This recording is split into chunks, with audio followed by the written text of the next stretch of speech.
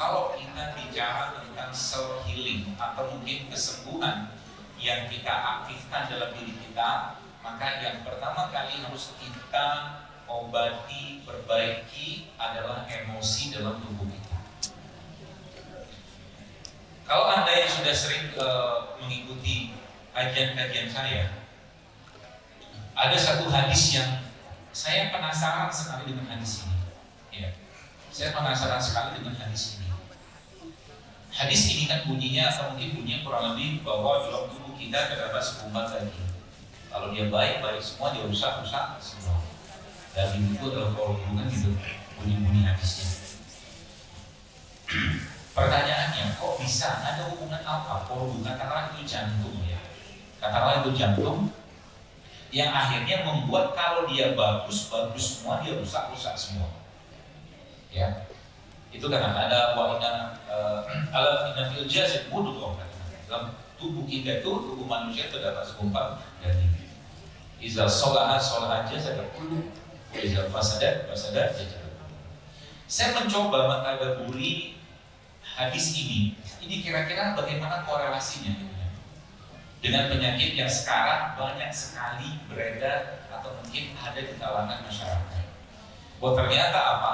Bahwa ternyata korelasinya itu sangat jelas, ya, sangat jelas. Dari apa saya bisa menilai? Ini dari pemeriksaan, ya, bukan pemeriksaan medis tentunya yang kita melihat macam-macam kita lakukan gitu kan untuk dilihat diperiksa. Bahwa ternyata subhanallah memang korelasi sangat jelas, sangat jelas.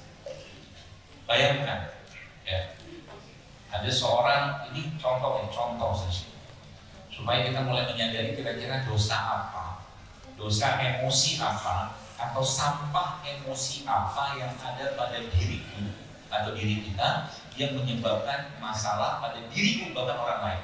Lo kok bisa orang lain? Bisa. Satu contoh, beberapa waktu lalu ada seorang anak terus sekalian.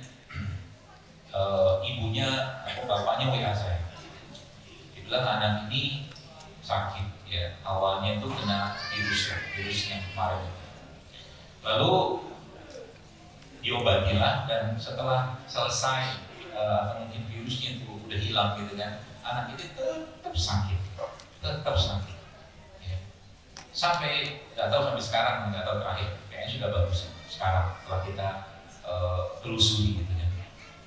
Ternyata sakitnya anak ini bos sekalian, ya, bermula dari keseringan orang tuanya, ya, keseringan terlalu seringnya orang tuanya ini membanding-bandingkan dia dengan adiknya. Dan saking itu gak ringan, berat. Ya. Itu saya katakan tadi, emosi ya, membanding-bandingkan, bahkan cenderung menomorduakan atau menganaktirikan anak ini. Serem kan? Jadi hati-hati dengan emosi, apalagi yang sedang hamil. Nih saya kasih contoh, ya. Ini akan baik-baik. Ketika orang tua punya anak beberapa, ya, sebulan mungkin 6. Anak pertamanya laki-laki atau perempuan, anak pertamanya perempuan, anak kedua perempuan, biasanya anak ketiga narapinya apa?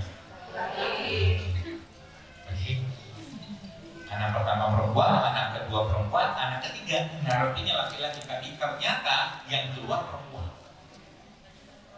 Dan keduanya itu begitu luar biasanya, Bapak Ibu sekalian, ya, untuk mengharapkan anak laki-laki, padahal yang tahu yang bakal lahir ini perempuan atau laki-laki yang tahu. Maka ketika perempuan yang lahir, ya, pada anak tadi, ketika yang lahir tadi adalah perempuan dan yang diharapkan laki-laki, maka dia akan bersikap, berperilaku, bertabiat seperti laki-laki. Ya, jadi kalau ada anak kita bermasalah, mulai kita kembali ke zaman kandungan dulu, kira-kira aku mikir apa, ngerapinnya apa sama anak ini.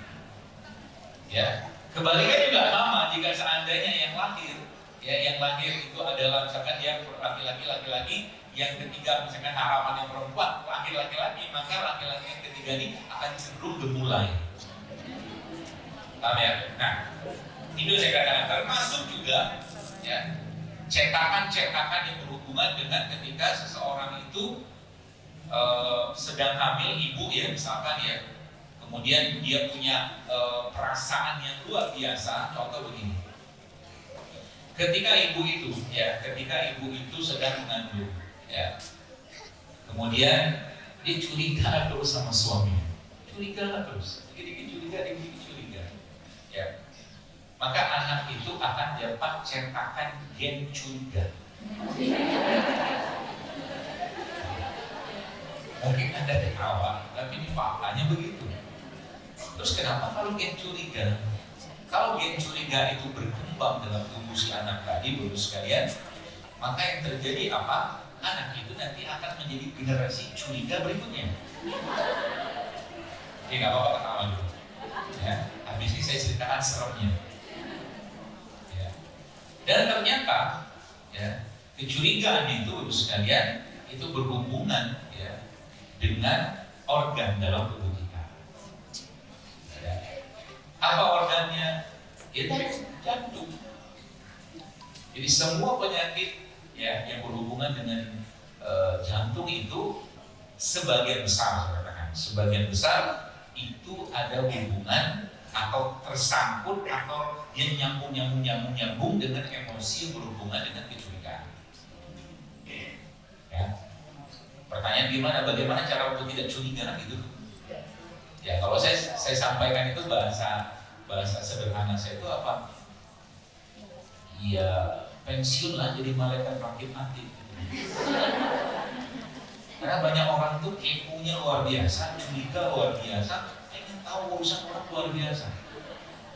Ya, contoh mungkin.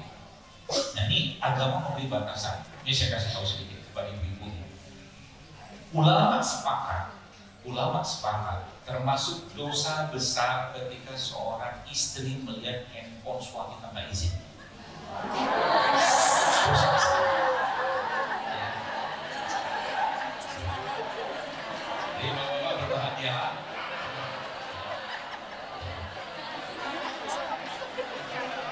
Dosa itu karena zirul akbar, dosa besar. Kalau ada saja untuk kita tambahin dan masuk itu cuma ulama sepakat itu dosa besar. Kenapa? Karena itu nggak berhak gitu. Kecuali ada izin. Ya. Terus gimana kalau suami saya begini? Anda kan punya Allah. Ya, Anda kan punya Allah. Dan kalau suami katakanlah orang yang beriman, orang yang soleh, orang yang menjaga diri dan kehormatannya, mesti juga dari macam-macam. Ya, jadi kalau suami saya begini gimana? Ya salah kita. Ya. Nah, jadi pembahasan kita Bapak sekalian, ya, bermula dari sebenarnya kalau kita bicara self healing, penyembuhan diri sendiri, Anda mau makan obat apapun, Anda mau makan herbal apapun, mau sesehat apapun, tapi kalau emosinya belum selesai, tidak manfaat itu semua.